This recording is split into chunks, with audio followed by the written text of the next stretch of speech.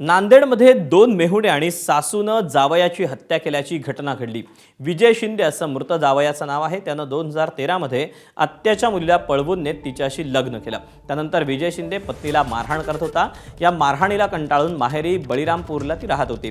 विजय शिंदेनं सासरवाडी गाठून पत्नीला मारहाण केली। हा राग मनात ठेवून 2 मेहुणे आणि सासूनं जावयाच्या हत्येचा कट रचला। जावयाला धनेगाव शिवारात नेऊन त्याला आधी दारू पाजली आणि त्यानंतर खंजिरानं भोसकलं।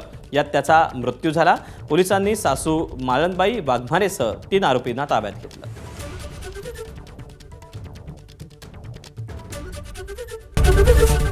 एबीपी माझा, उघडा डोळे बघा नीट।